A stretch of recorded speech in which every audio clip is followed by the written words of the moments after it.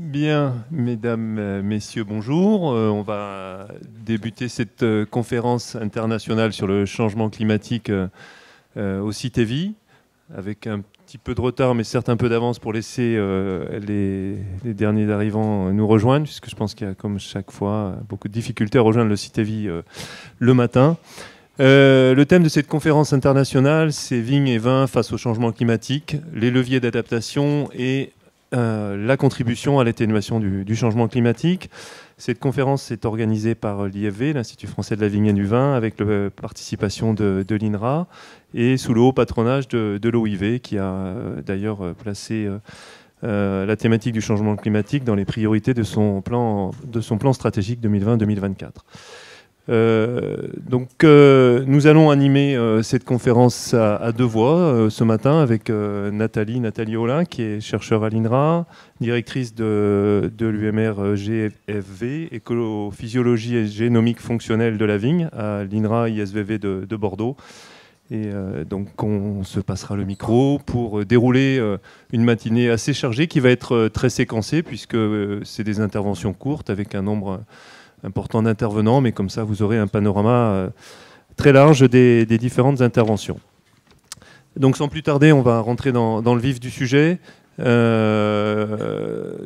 le contexte général, revenir sur cette année 2019, une année marquée par des phénomènes exceptionnels, inédits, dans le Gard et dans l'Hérault, puisque nous sommes ici à Montpellier, faire un premier focus sur cette région avec des températures exceptionnelles et extrêmes, de canicule, puisque les thermomètres ont dépassé dans certains ou arrivé près de 45 degrés, ce qui a eu des conséquences importantes sur la vigne, avec des facteurs aggravants, notamment l'effet soufre, et produit des phénomènes de brûlure et des dégâts sur la vigne. Les estimations portaient près de 10 000 hectares et 1000 exploitations sinistrées dans ces départements. Ce phénomène est arrivé fin juin, mais l'année a été marquée par une série d'accidents climatiques pour la majorité des vignobles français, à savoir des gels printaniers dans le Cognaciais, Val-de-Loire, Mâconnais au Jura, mais également des phénomènes de coulure et de milrondage sur le bassin façade ouest ou l'Alsace. On l'a vu, phénomène de canicule et de sécheresse dans plusieurs régions, et également des orages de grêle localisés, mais toujours importants, et en fin de période végétative dans le Chalonnais, Cognac et également Beaujolais et Vallée du Rhône. Donc vous voyez que personne n'est épargné par ces accidents climatiques, et un des impacts majeurs, c'est également la perte de récolte, puisque 2019, c'est une récolte en moyenne de 42 millions hectos, donc 14% en retrait par rapport à l'année passée. Alors ce phénomène interroge au-delà de la filière, notamment bien sûr à l'international, et aussi les consommateurs qui s'interrogent sur l'impact de ces phénomènes sur la qualité des vins et sur la pérennité du vignoble. Donc ici des articles de presse à l'international sur ces phénomènes exceptionnels. La viticulture, et c'est aussi pour ça que ce sujet intéresse beaucoup, est un des marqueurs du changement climatique depuis tout temps, et notamment à travers de longues séries historiques de dates de vendange. Beaucoup d'auteurs font référence au suivi des dates de vendange. Il faut noter deux dates, peut-être deux dates de référence, 2 années de référence. 1988, première peut-être année d'inflexion qui marque une avancée des dates de récolte, et qui est relaté dans un certain nombre de travaux, et l'été 2003 qui a été une année marqueur également en termes de phénomènes exceptionnels, et avec des vendanges, là ici l'exemple du Beaujolais, mais on pourrait citer beaucoup d'exemples en Champagne également, avant le 15 août. Donc c'était, et depuis, donc, les phénomènes hors normes d'années sèches, de vendanges précoces ou exceptionnelles, deviennent plus et de plus en plus la norme climatique, et on va le voir au cours de la matinée.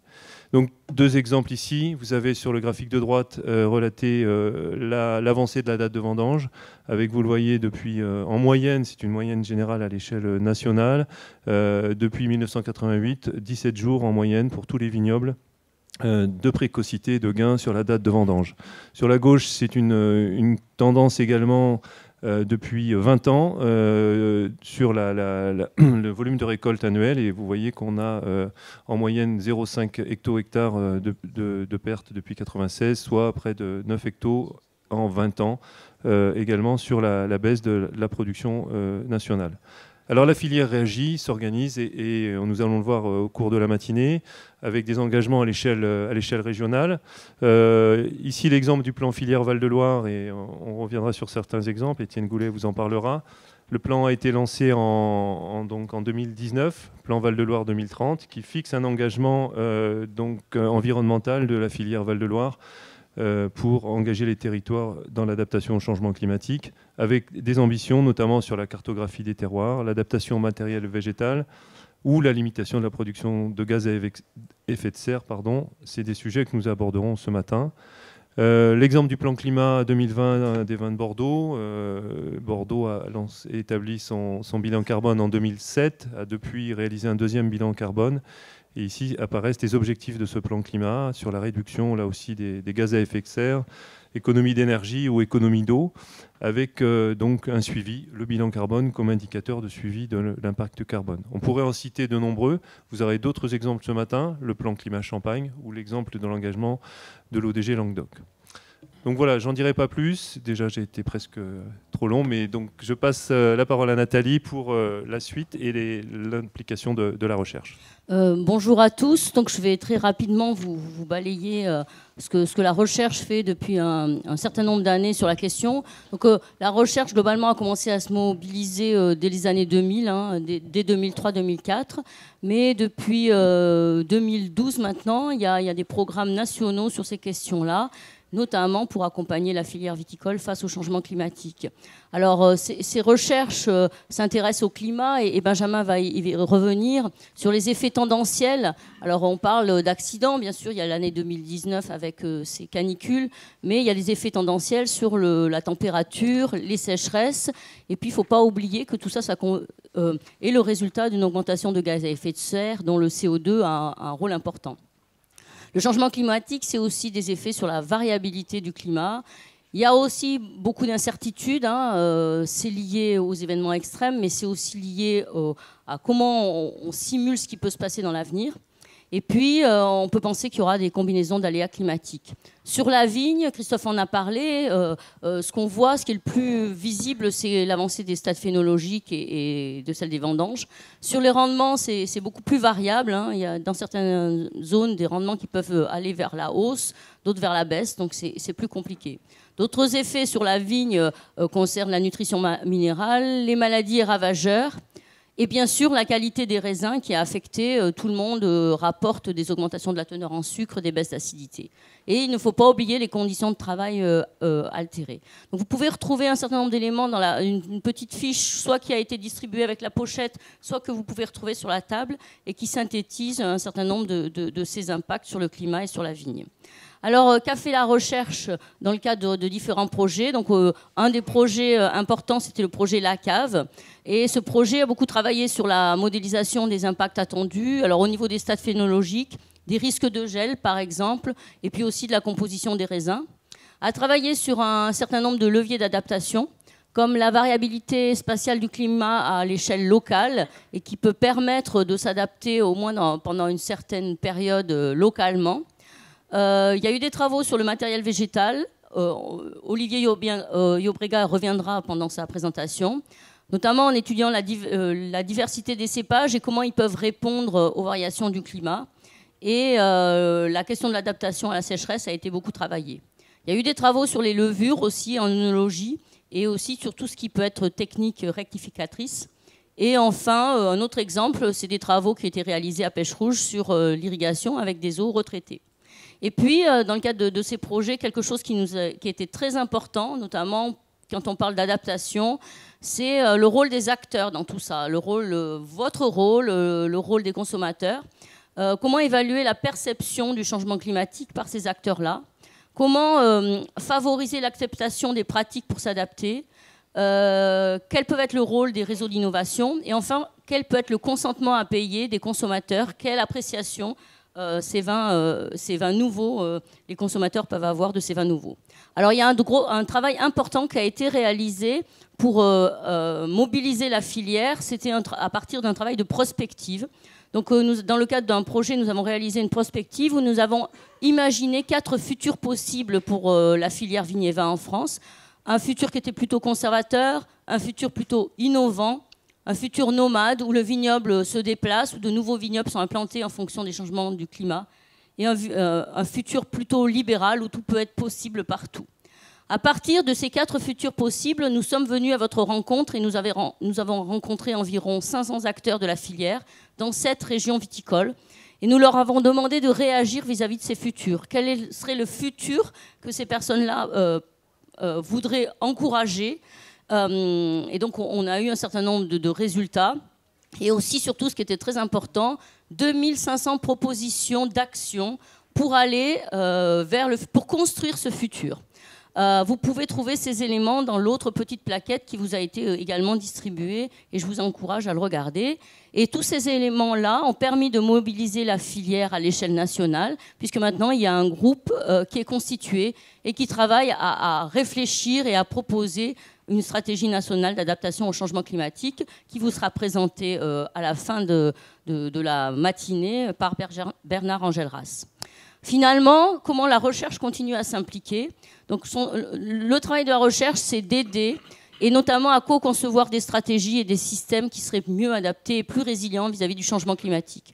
À l'échelle nationale, à l'échelle du vignoble, il y a un travail de thèse qui est réalisé à Montpellier, qui travaille avec les vignerons pour co-concevoir des systèmes mieux appliqués et d'accompagnement d'initiatives locales. Pour cela, nous travaillons à produire des expertises sur des questions complexes. La question de l'eau, par exemple, c'est pas trivial. Hein. Quand on décide de développer un réseau d'irrigation, il y a beaucoup de conséquences. Il faut penser au partage de l'eau, à l'accès à l'eau pour tous, qui n'est pas une évidence. Et donc, ces questions-là, on essaie de les instruire de manière collective. On va s'interroger aussi sur les maladies, sur les vins de demain, sur la question autour du territoire. Et donc, ça, c'est quelque chose d'important. On travaille aussi à fournir des outils qui peuvent permettre d'évaluer les impacts, alors sous forme d'éco-indicateurs ou de modèles. Et puis, on regarde ce qui se passe à l'international. Vous en aurez un petit exemple tout à l'heure à la fin avec la présentation sur Red Wine. Voilà ce que je voulais vous dire sur les actions de la recherche qui essaient d'accompagner et d'aller vers ce futur de manière plus rassurante que ce que le climat peut laisser penser. Je vais laisser maintenant la parole à Benjamin Bois. Benjamin Bois est enseignant-chercheur à l'Université de Bourgogne. Il est tombé dans le climat quand il était petit et il va nous dire en fait quels sont les déterminants du climat et de ses variations. Oui, bonjour tout le monde. Alors, je suis tombé dans le climat quand je suis arrivé au centre de recherche de climatologie à l'Université de Bourgogne. J'ai une formation d'agronome et j'ai commencé, je vous dis ça parce que j'ai fait mes armes ici à Montpellier. Le premier stage que j'ai réalisé, c'était à l'Antave, sur le dépérissement de la Syrah.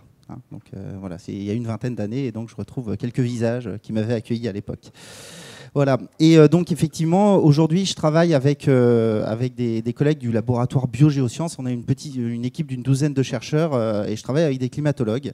Et donc, j'ai la tâche, je vais essayer de ne pas trop écorner la science du climat aujourd'hui, puisque je travaille aujourd'hui sur ces relations climat-viticulture. J'y travaille depuis près d'une quinzaine d'années. Au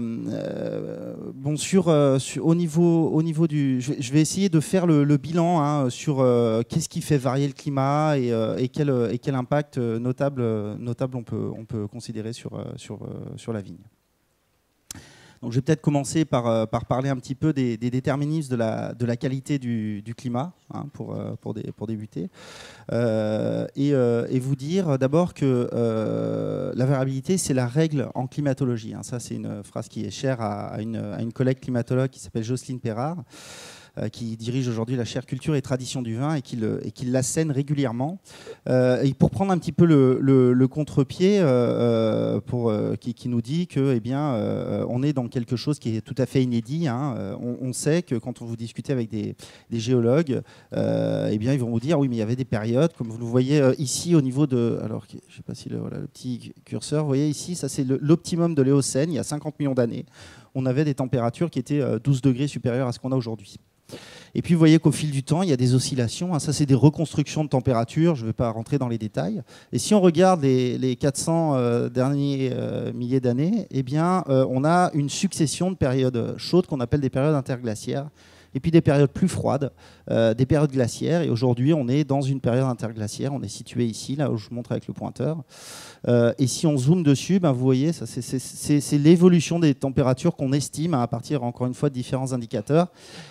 Et on avait, il y a à peu près 8000 ans, au début d'ailleurs, là on a vu les premières traces dans le Caucase des vinifications, une période qui était de 0,4 degrés supérieure à ce qu'on avait à la fin du XXe siècle. Voilà. Bon, aujourd'hui, on est quand même un peu plus chaud, probablement plus chaud que ce qu'on a pu observer au cours des derniers milliers d'années, hein, avec 0,8 degrés supérieur à ce qu'on avait dans les années 60-90. Voilà. Et maintenant, Benjamin, est-ce que tu peux nous dire comment on peut savoir quel climat on aura d'ici 2050 ou plus tard encore? Alors, pour pouvoir se projeter un petit peu sur comment le climat va évoluer à l'avenir et comment il va qu'est-ce qui va évoluer au cours des prochaines décennies, il faut d'abord comprendre qu'est-ce qui fait varier le climat, hein. Et en fait, voilà, je vous présente quelques éléments, hein, qui sont à l'origine de la variabilité du climat. Vous avez d'abord des paramètres astronomiques, c'est-à-dire que la Terre, elle tourne autour du Soleil avec une orbite qui n'est pas complètement circulaire. C'est une ellipse avec une distance qui varie en fonction du Soleil, une orientation de l'axe de la Terre par rapport au Soleil. Et tout ça, ça bouge un petit peu dans le temps, ça, avec une certaine cyclicité. C'est ce qu'on appelle les paramètres de Milankovic, du chercheur qui les a mis en évidence, chercheur serbe, et en fait qui explique assez bien les entrées en glaciation et les sorties de glaciation. Donc ça, c'est des premiers paramètres qui jouent sur cette variabilité. Deuxième paramètre, c'est l'activité solaire. En fait, vous avez des cycles de 11 ans. Tous les 11 ans, il y a des petits pics d'activité solaire qui sont assez réguliers. Et puis des périodes au fil qui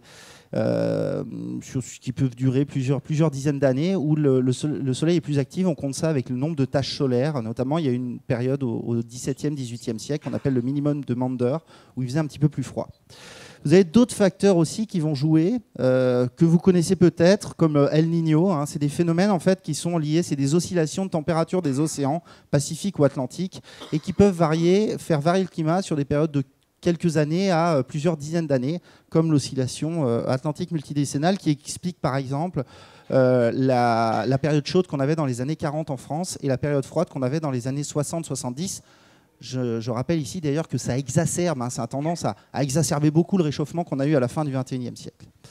Vous avez également des éruptions volcaniques et qui vont affecter le climat, comme ici le Pinatubo, hein, qui a fait baisser la température pendant 2 ou 3 ans après dans les basses latitudes de l'hémisphère nord. Et puis enfin l'activité anthropique. Voilà. Alors tous ces facteurs, ils jouent sur la variabilité et ils contribuent à une évolution du climat. On a le GIEC, plusieurs chercheurs ont essayé d'évaluer la contribution de ces éléments. Et ce dont je vous ai parlé tout à l'heure, le cycle solaire, les paramètres astronomiques, les oscillations de la température des océans, eh bien finalement ça a assez peu affecté la température depuis la moitié du XXe siècle. Et c'est surtout les gaz à effet de serre qui ont contribué à une augmentation de la température. Mais l'activité anthropique a contribué aussi à limiter cet effet de serre avec l'émission de polluants dans l'atmosphère qui limitent les entrées du rayonnement solaire. Et donc, une fois qu'on a compris tout ça, je peux répondre à ta question sur l'évolution du climat demain. Comment, en prenant tous ces paramètres et en utilisant des modèles de climat qu'on peut représenter ainsi, hein, vous imaginez l'atmosphère un peu comme des pelures d'oignons qu'on découpe en petits cubes. Et au sein de ces petits cubes, eh bien, on va essayer de simuler la physique de l'atmosphère. Alors, voilà comment on représente la Terre avec ces modèles. Dans les années 90, vous voyez, l'Europe était assez mal représentée. Aujourd'hui, on a une résolution plus fine. On a des petits cubes qui font 100 km par 100 km de large, voire un petit peu plus fin. Et au sein de ces petits cubes, eh bien, on va simuler tout un tas de choses, hein, la croissance des végétaux, la chimie atmosphérique, etc. Et c'est ça qui nous permet de faire des projections climatiques. Et on est incapable de prédire le climat qui va faire le 25 janvier 2025, hein, ça c'est impossible. Par contre, on peut avoir des tendances sur des périodes de 10-20 ans qui nous disent comment vont évoluer le climat. Alors, ça marche ou ça marche pas, ça, hein? Est-ce que, vous savez que c'est assez décrié, il y a même parfois des présidents de grands pays qui ne croient pas au réchauffement climatique et qui nous disent qu'avec toutes ces incertitudes, on n'arrive pas à prévoir la météo déjà sur 5 jours, alors vous imaginez sur 100 ans. Eh ben, on a pu mettre sur le grill les chercheurs, hein, qui, dans les années 90, nous disaient, dans le premier rapport du GIEC, eh ben, le climat devrait continuer à chauffer. Aujourd'hui, on est en 2019. Donc, on peut regarder ce qu'ils nous disaient dans les années 90, qu'est-ce qui s'est passé entre-temps. Alors bon, ça fait un peu peur aux chercheurs, hein, d'être évalués comme ça. Quand vous regardez les projections, voilà, les projections de 90, ça c'est des travaux de 2013 hein, qui ont conduit à cette évolution. Et voilà les observations. Donc en fait, on avait une légère évaluation du réchauffement climatique en raison du fait que, eh bien, on n'avait pas tout pris en compte, notamment l'explosion volcanique du Pinatubo dont je vous parlais tout à l'heure, qui a modéré un peu ce réchauffement. Voilà un peu comment on peut évaluer le climat de demain. J'espère que j'ai été clair. Parmi toutes ces évolutions, quelles sont celles qui auront le plus d'impact sur la viticulture ? Alors, parmi ces évolutions, celles qui vont avoir le plus d'impact, je vais aller directement sur ce fait-là. Simplement, bon, il va y avoir un réchauffement qui va se traduire sur la planète. Cette évolution, ça va être ce qu'on attend dans le futur. C'est à peu près 3 à 5 degrés de température. C'est des projections qui sont faites à partir, vous voyez, des simulations d'évolution de la population dans les prochains siècles et puis d'évolution de la croissance. Il y a différents scénarios. Et il faut compter qu'on devrait avoir plus 2 à plus 4 degrés au niveau des latitudes moyennes où on trouve la vigne. Et donc les conséquences qu'on attend, alors celles qu'on a déjà constatées, vous l'avez évoqué, hein, c'est une avancée de la phénologie avec par exemple la série dont tu parlais, Christophe, hein, de Beaune depuis le XIVe siècle qui nous montre que eh bien, parmi les 8 vendanges en Bourgogne depuis 600 ans qui ont eu lieu avant le 1er septembre, il y en a 4, c'est depuis 2003. Donc voilà, on a vraiment un changement significatif qui va se poursuivre à l'avenir. Donc un glissement de la phénologie, de la date de récolte. Mon point, c'est qu'on est déjà dans le réchauffement climatique. Hein. On dit tout le temps, demain, il va se passer ça, mais il se passe ça aujourd'hui. Hein. Également, vous connaissez, alors ça c'est une série d'un laboratoire, le laboratoire du Bernet dans l'Aude, hein, qui nous montre l'augmentation de l'alcool potentiel, l'augmentation du pH, la baisse de l'acidité du raisin. Les vagues de chaleur et la sécheresse, Christophe en a parlé précédemment, tout ça c'est des phénomènes dont on attend malheureusement une amplification à l'avenir. Et puis un point quand même d'interrogation, on aime bien quand on parle du changement climatique parler de « il n'y a plus de saison ma bonne dame hein, », c'est tout part à vélo. Ça c'est quelque chose qui revient souvent dans les médias et dans la bouche de tout le monde.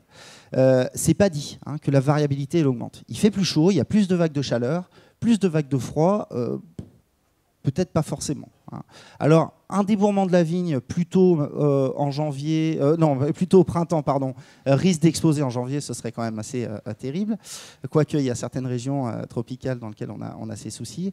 Plutôt dans l'année, expose au froid hivernal ou de sortie d'hiver la vigne à des risques de gel.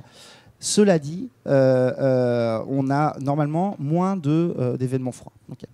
Par contre, on a un cas théorique quand même qui nous dit que les oscillations des courants de jet d'altitude devraient conduire à des remontées de masse d'air chaud et des descentes de masse d'air polaire plus fréquentes et que peut-être donc on aura une plus grande variabilité pour la vigne.